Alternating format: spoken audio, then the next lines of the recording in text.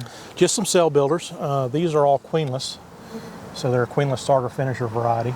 So you finish in the same one you start in? Correct, yeah. Okay. A one-shot deal.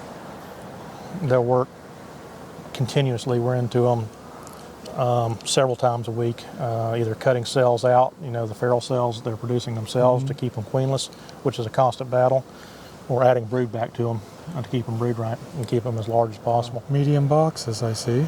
Yeah, we'll see in a little while, our mating nooks are all mediums. Okay. So when we get done with them, they go back into 10-frame rims, so a good portion of the outfit is actually modified. Well, you got a bunch of bees in there. Are you shaking bees in continuously? We're adding sealed brood in continuously with a little bit of pearl. Yep. Okay, little pearl brood. Pull it up, pull the nurse bees up. Sucrose syrup, I presume? Sucrose syrup on all these, and they're pretty well fed continuously, and they're micromanaged to where, if they get too fat, we'll pull it out.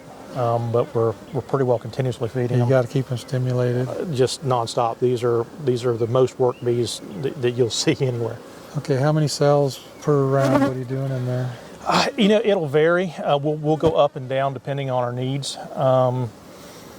There's, sometimes we'll run, 2, maybe even 3 bars, worst case scenario, or 3 frames rather, 2 bars apiece, 15 to 20 cells per bar. And sometimes we'll be as light as 1 if we're just maintaining them. It really depends on how hard we need to push the cells out. Okay. And we'll bounce up and down. If you go too much, you're going to have a problem with your take and your feed rates. It doesn't pay to go more. It does. Yeah. There's a certain area there where you don't want to go past. You can push them. Yeah. You really, really deplete the bees once they have to feed that many queen cells. Yeah. That's the reason you got to constantly have nurse bees hatching off. Do you always have incoming pollen when you're making cells, or do you have to? Usually we're blessed in this area to where we've got a lot of incoming pollen. Yeah. Right now we've got a problem that I'm a little bit worried about every year that hits us. I don't know if you noticed, but the yellow jasmine's open, and sometimes that can affect. Yeah. Yellow jasmine. Yeah, sometimes that can really affect you. Explain yellow jasmine so people know what we're talking about. Yellow jasmine is a flowering plant. It loves the pine forest around here. It's a vine, beautiful yellow flower. And bees love it. Bees love it, and it's also toxic to them. Yeah. So can really cause issues. Some years it's diluted down, or just don't see the problem. I've seen years where, if it's probably one of their primary dietary components, that the nurse bees are what really takes the hit on it. Those young bees, I've seen them just completely look like a pesticide kill, covering the bottoms of the pallets and actually coming out in front of the thing. I mean, just literally like a pesticide spray. Okay, it can be that bad. So you got these lids with a rim. Do you ever put pollen substitute on a queen cell builder? Absolutely. Okay. Absolutely. You find that's worked good? Or you do that as a backup, I take it? We do that basically as a backup. Yeah. And it's something that the guys, if they understood what I told them, that they were going to start adding patties this week to try to dilute the effects of the yellow jasmine. Okay. Are you using date ant products, I assume? Yeah. Of course. What do you use? The AP23. Okay. Yeah, I've heard that's pretty good stuff. I really like it. Yeah. I really like it. This is Eric and Rachel. Hey guys, how you doing? Good, how are you? How come the young people are always doing the grafting? Because my eyesight stinks. That's my answer, yeah. Show us how you do it, Rachel. We're going to put you on candid camera. How's that? So you're not using Chinese grafting tools. No. I see that right off the bat. Are you doing wet cells, dry cells? Dry. Dry cells. Okay. Wax cups instead of JZBZ. Are you making your own cups? No. Rossman. Rossman? Okay. Yeah, I used to buy those. Right. We just keep I couldn't do that. That's just, I'm beyond that now. Maybe with a magnifying glass I could. Like 2-power readers. Oh yeah. Mine and Wendy's eyes went out about the same time. Hers went out a few months before mine. And it was just like night and day's difference in the last few years.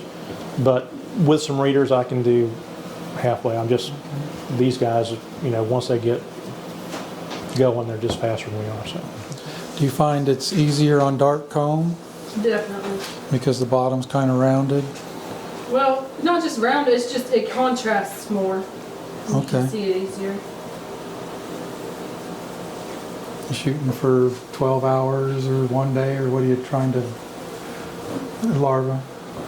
We actually run confined queen mothers, so we're definitely in that first day. A 12 to 18 Yeah. hour, yeah. Yeah.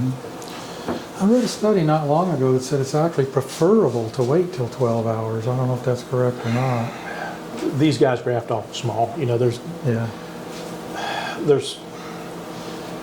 it's tough to graft everything within the exact same hours, even though we've got 10 queen mothers up there. I mean, trying to get the right age grafting larva on a consistent basis when you're grafting, you know, multiple times a week, that's a chore in itself.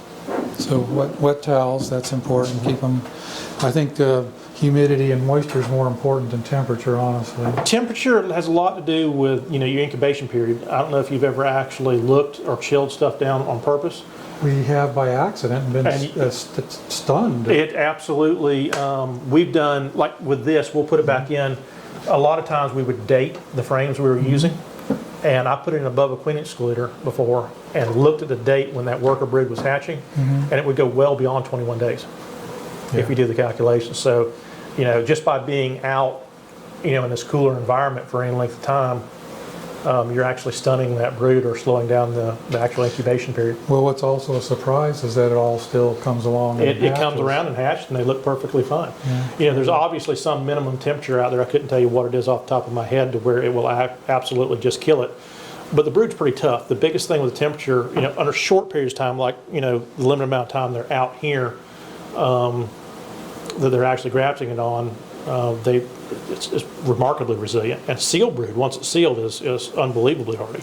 Do you ever try to manipulate your queen cell hatching with the incubator temperature? If we're running behind, we may lower the temperature, especially, we'll probably pull them out of our primary incubator, and then we'll go to, you know, our portable incubators, and we may drop the temperature down several degrees, trying to buy us a few more hours if we're having them hatch a little bit earlier. Several We're degrees, pushing, meaning 91 or 2 or something? and maybe even high 80s.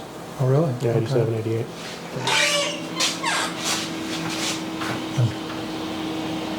Can I just pull? This is just for actual cells that have been cut off, the bars on this side. So once we have them ready to go out, they would be cut off and put in carriers on that side. Okay, is this a computer fan? Yep. Computer fan? Like what are you heating with? Infrared. Infrared? Okay. Did you try to control the humidity? Absolutely. What the fans in the water's for. Just a pan of water? What do you like to see the humidity running? Probably in the 50s to 60% range. You get too high and you're going to have problems. You get too low and you're making beef jerky. The brood nest is 50 to 60. Yeah, So. that's pretty much where you want to be at. That's a good homemade. I like that. There's all kinds of things you can do. Chris uses an old refrigerator. Refrigerators are great. I heard one horror story with a refrigerator. The guy made it too tight and jerked the door open and actually collapsed cells. I don't know if it's a wives' tale or not. Created a vacuum. Yep. Interesting. But this is, you know, we started out with smaller incubators and we went to larger incubators. We've just been gradually growing in size as we So need. how many cells a week are you grafting? 920 right now. 920 a It's week? today's. No, that's just today. Just today. Yeah. How many rounds a week? Two So right now. A couple thousand. 19, yeah. Okay, cool. Thanks, guys. So what's your queen prices this year? We actually rolled them over from last year, I believe.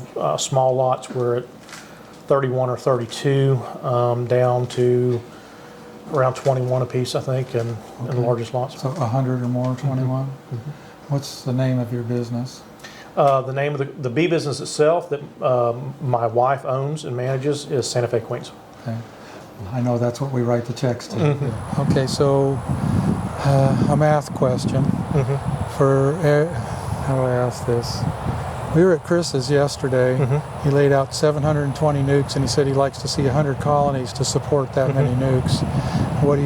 What's your thoughts on that? In this general area, we have the bulk of our mating yards. We've got another area where we got mating yards at, but I've got 1, 2, 3, 4, 5 yards, mating yards with 400 apiece in them within the 2 mile square area of this. And I'll probably have 4 to 5 large yards of support colonies. There'll actually be around 2,000 colonies within a 3 or 4 square mile area around here, around that. So they should have access to plenty of drones. You know, the queen is supposed to fly up 2 miles, drones are supposed to fly up to a half a mile, so we try to mix them up enough that we don't have to worry about drone source. Honestly, the biggest thing I'm concerned about these early is the weather. That's the one thing that's out of your control. Well, that's sure a good one So, today. This week has been awesome. This week has been awesome. Just exactly what you want for mating weather. Yeah. So, what date do you pick for your first cells to go in? Usually the 1st of February. 1st of February. Yep. Golly. What is it? The 26th, 27th of February. You're on a different planet. That's what you are. We've been going for 3-4 weeks now. Really? Honestly, that first week, give or take a week, is going to be pretty much normal anymore, which quite frankly is about 2 weeks earlier than where we used to be at. I don't know if it's, a combination of warmer winters or, just the fact of how hard we've been pushing the bees here lately. Yeah. Well, you and your dad have a reputation for pushing the bees. Sorry. I don't know if that's a compliment or an insult. I don't know. What are we looking? What kind of boxes we got here? This is a death modified Illinois box 3-framer. Yeah. There's the That's 1 week old. 1 week old. There's a little cell button right there. JZBZ. So a frame of brood, frame of food, and a foundation. Correct. Okay. We set this yard out in 2 hours. 2 hours. Okay. Okay. I asked. I forget already. How many's here? 400. 400. So you like 400 in a spot? Yeah, everything we do is just kind of rhythmic. That way it's easier to keep track of. Yeah, it's a nice even number. It's a nice even number, and it works out so we know how many cells we need in each yard roughly. And if you got a bunch of variations, it's just a lot harder to keep up with by the numbers. But, we've got a couple yards where we just don't have the rooms. We may go down to 200s and we'll just combine them. But, usually we can pick with Wendy's crew, she can get through 400 a day. So that cell's been in there 1 week. 1 week. When are you going to come back and harvest? We'll let it set, especially on the first cycle, a full 4 weeks. That way 4 weeks they're cycle. well established. I looked at 2 weeks, 3 weeks, and 4 weeks. You'll pick more queens initially with a shorter cycle. That's just obvious. But the problem is your attrition rate on your nooks are so high, they're not self-supporting, that unless you're just constantly beating yourself to death making those nooks back up, that by the time you've picked 3 times, let's say, through those nooks, you're actually better off picking on a 4-week cycle. For me, the way we run our outfit, because we maintain our numbers better that way. So you got better queens. You got better queens too. Yeah. You can tell a lot more. You're going to see the breed cycle, so you can tell a lot more about a queen. It's pretty obvious whether she's no good or not. So generally, the queens are going to be a higher quality. So they're up at on these stands for your back or what? Back, ants, coons. Oh, ants. Yeah, you got a lot of ants here down here. Equipment, Yeah. Those are water. Nice. We had a flood. We had a hurricane come through a few years ago, and we've got another block area where we run our mating nooks at, and it's fairly close to the river, the Santa Fe River, and it actually picked the whole stands up and floated them with the bees on it. I don't know how the hell it did that, but it was something else. But if there's any standing water, any low spots where the guys miss it and they put it in there, that'll normally keep them from going underwater. Lots of colors. I guess, is that on purpose? On purpose, strategically, whether or not it actually helps on mating success, I'm not 100% sure. Yeah. But again, this is my wife's outfit, and she likes the colors. So. Yeah.